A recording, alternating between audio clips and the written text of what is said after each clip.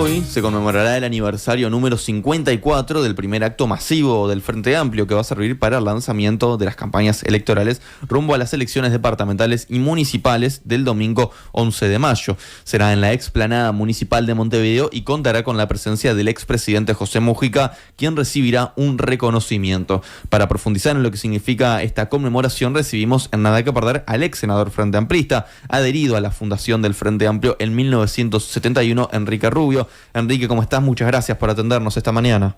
Muy bien, ¿cómo están ustedes? Muy bien, Enrique. Bueno, hablamos sobre esta conmemoración del aniversario número 54 de aquel primer acto masivo del Frente Amplio. La primera consulta es, bueno, ¿qué significó aquel primer acto de masas? ¿Qué recordás de aquellos años? Yo diría que, en primer lugar, que fue una gran prueba, que se sorteó, digamos, con un éxito sorprendente, porque en la primavera del 70 se tejió este acuerdo, se concretó el 5 de febrero, pero no había ninguna prueba colectiva de cuál iba a ser el eco en la gente. Y la izquierda era un conjunto de grupos muy minoritarios, nunca había hecho una cosa grande. Entonces, que de golpe, en una convocatoria el 26 de marzo, hubiera alrededor de 100.000 personas ahí en la explanada, fue impresionante. O sea, realmente todo el mundo salió convencido de que habíamos creado algo enorme. Bueno, los más jóvenes en aquel momento creímos mucho más, ¿no? Pero fue la prueba de fuego. Y la prueba de fuego se hizo bien desde el principio hasta el final. O sea, era una prueba de fuego que se hacía en un día de extremada densidad simbólica, porque se eligió el 26 de marzo, porque el 26 de marzo de 1815 fue cuando las fuerzas artiguistas tomaron Montevideo, ¿no? Que había sido de los españoles y después se lo habían quedado los porteños. Entonces ahí entró Torgués y ahí hizo la bandera rojo, azul y blanco, el Montevideo. Entonces, el 26 de marzo, digamos, está cargado y se quiso que estuviera cargado de toda esa historia artística. Pero entonces, juntar a aquella multitud, fue algo de enorme impacto emocional. Y uno sabe que las colectividades políticas nacen de programas, de ideas y demás, pero fundamentalmente de grandes emociones. Rubio, en segundo lugar, yo creo que fue una gran prueba para Sereñi. Bueno, eso te iba a preguntar, ¿qué recordás de aquel discurso de Líber Sereñi? ¿Cuáles fueron las ideas más fuertes de ese momento? Yo creo que, en primer lugar, digamos, la impronta de Sereñi. Porque en realidad Sereñi era para los frenteamplistas un desconocido. O sea, un militar que tenía vínculos con los dirigentes del frente y todo lo demás, pero a nivel de las multitudes, digamos, del frente amplismo, era un desconocido. Entonces, que se parara de la manera en que se paró, con la fuerza que lo hizo. Entonces yo lo que recuerdo es su postura, la fuerza y una estructuración de un discurso donde decíamos que estábamos creando algo que era la continuidad del artiguismo y que iba a dar vuelta al Uruguay. O sea, esto no era algo que se creaba para cosas chicas. Acá la originalidad del Uruguay, que sigue siendo en el mundo del Frente Amplio, es que juntó atrás de un programa común a una diversidad ideológica increíble que no se dio en ningún otro lugar del mundo, ¿no? Pero eso nació no como la sumatoria, nació como una fuerza, como se dijo, para la acción política permanente. Entonces lo que yo recuerdo es esa manera de pararse de Sereñi, indicando al padre Artigas y al mismo tiempo la propuesta de cambios, el programa de transformaciones radicales y profundas de lo que era el Uruguay. Porque esto nació como una fuerza antiautoritaria. Y fue una fuerza antiautoritaria frente al pachequismo ascendente y a la represión en un país liberal. Y hecha por gente muy joven. mirada desde la perspectiva de los uruguayos, gente joven. Yo estuve tratando de hacer un poco cuándo nacieron, ¿no? La mayor parte de los dirigentes que actuaron en ese momento junto con Sedeñi estaban eran del año 20, digamos, en el entorno del año 20. Y estábamos en el 70, 71. O sea, gente de 50 años. Salvador Michelini tenía 46 años. Entonces, fue el empuje de los jóvenes contra la cuestión autoritaria con un abanderado al que desconocíamos, pero que se reveló como un líder desde el momento en que empezó a hablar hasta el momento en que terminó. Enrique, Seregni asombró. Enrique, ¿y cuánto hay hoy de las ideas de Seregni en el Frente Amplio? ¿En dónde lo ves reflejado? Yo lo veo reflejado en lo que es la fuerza política como tal. Pero también me parece un poco que Seregni, digamos, como figura, ¿no? No ha ocupado en el discurso colectivo de los frente amplistas la centralidad que tuvo, porque tuvo una gigantesca centralidad. ¿Y a qué le atribuís eso, el que no se lo cite tanto? Es en parte el problema de las historias parciales, de los sectores, debe haber mucha cosa, ¿no? Es un problema para historiadores, pero en realidad, sin Seregni, era como la frutilla de la torta, digamos, ¿no? No había nadie que simbolizara la cohesión de una cosa tan diversa, a la cual los partidos tradicionales decían que era una colcha de retazos, ¿no? En realidad, sin esa figura, era difícil imaginarse esto. Y bueno, segundo, en la salida de la dictadura, con el discurso en el balcón, Seregni volvió a ese lugar después de 10 años de cárcel, ¿no? Pero después pasaron los años, hubo relevos, en fin, hubo una historia muy larga y hay cosas que no son suficientemente valoradas hasta que uno se pone a pensarlas y reflexiona con esto en mayor profundidad. Entonces, lo que yo recuerdo es eso, es la multitud, la bandera que se izaba del rojo y azul y blanco, un Seregni allí parado, invocando al artiguismo y al mismo tiempo a un programa de cambios que describía rápidamente para una fuerza permanente que no estaba para la lucha de cargos o para ser, digamos, el pedestal para otra cosa, porque en realidad era un militar retirado, digamos, que asumía esta función y que eso provocó una ola de expansión y legitimó a la fuerza política que nacía, que venía a romper el bipartidismo que existía desde 1836 en el Uruguay.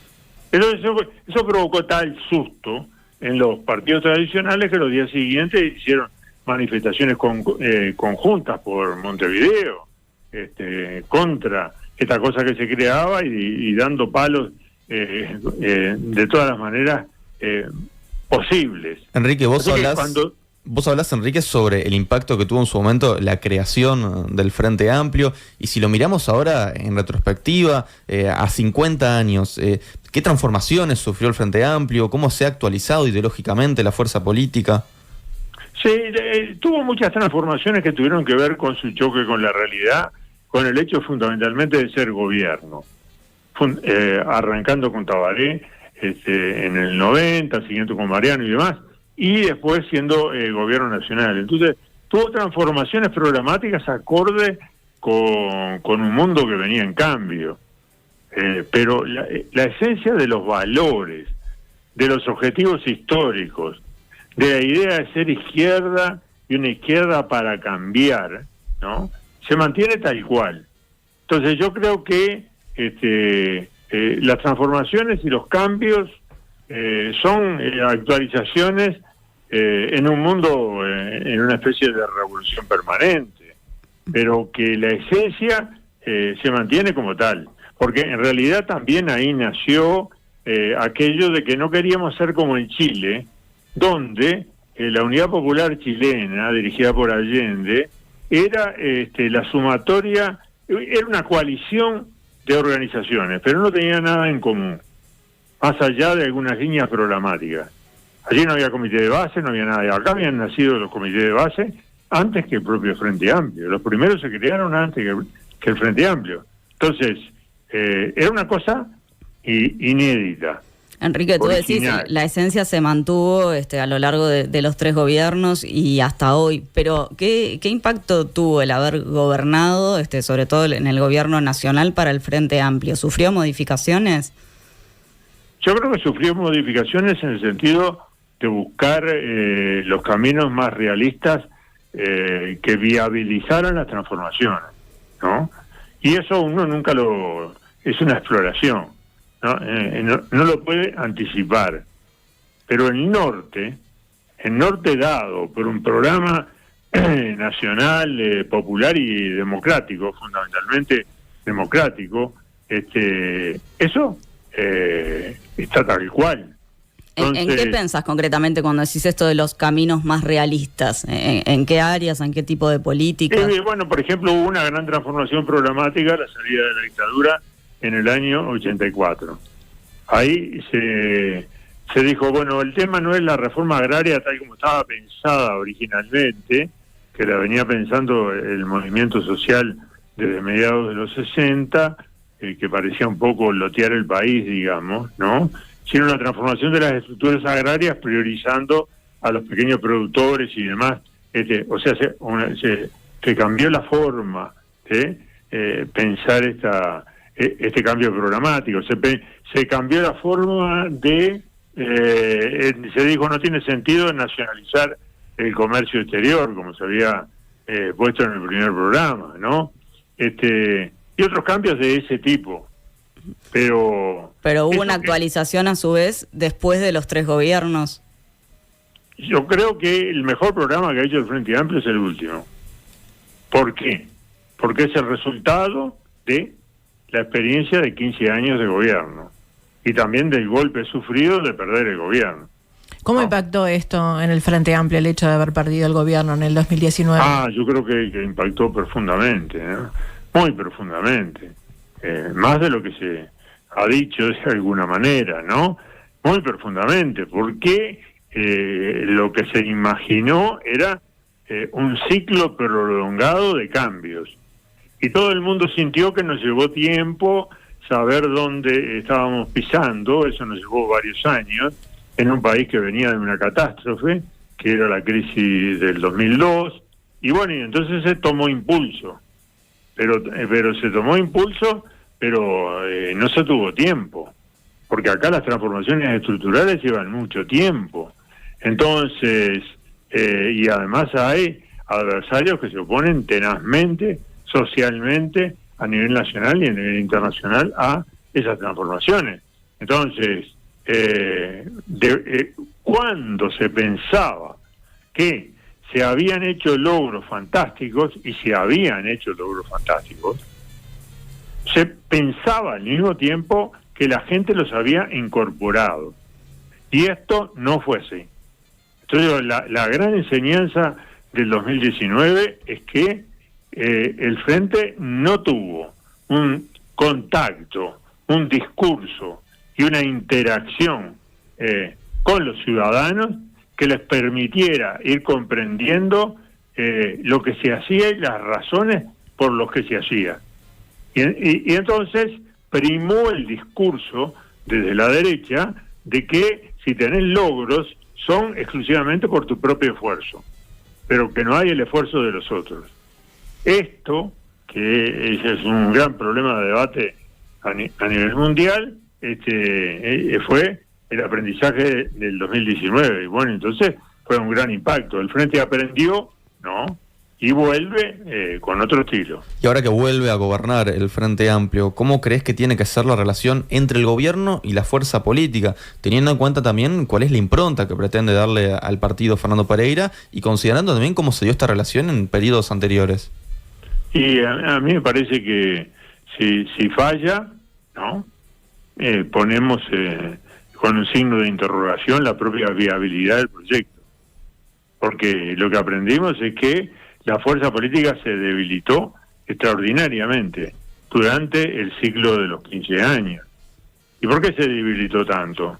Y bueno, porque sus principales cuadros fueron todos absorbidos por el gobierno, pero al mismo tiempo no se jerarquizó la fuerza. ¿Y por qué no se jerarquizó la fuerza?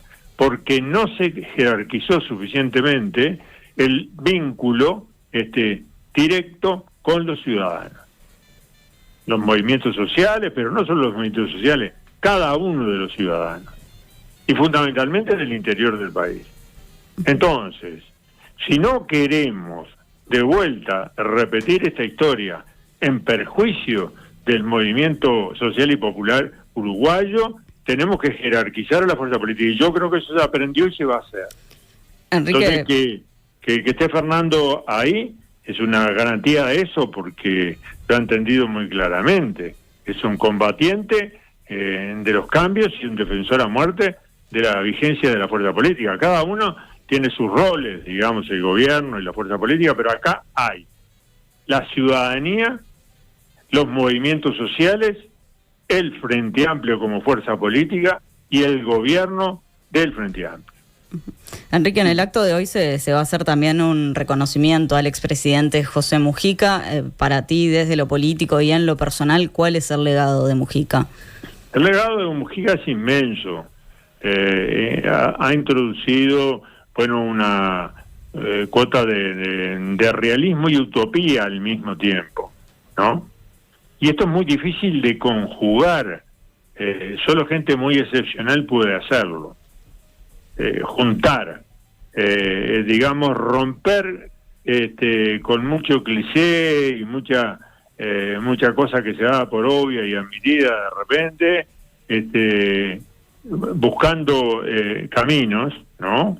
A esto yo le llamo, digamos, el componente del realismo, y al mismo tiempo hacerlo con el mundo, conjugándolo con el mundo de los sueños, y al mismo tiempo meterle una tercera pata, que es tener la capacidad de sorprender siempre a aquellos a quienes se dirige, fundamentalmente a los que están en los medios de comunicación, que nunca saben qué va a decir Mujica, ¿no? Cada uno busca la manera. López Obrador en México inventó las mañaneras, ¿no? Y la comunicación diaria y permanente con los ciudadanos explicando. Pero si no se explica, Mujica ha sido también un extraordinario pedagogo, porque ha sintetizado en frases mínimas, ¿no?, las cuestiones máximas. Como hizo en algún momento algún líder histórico chino. Eso es intransferible, pero es una enseñanza muy fundamental. Así es que se hace política.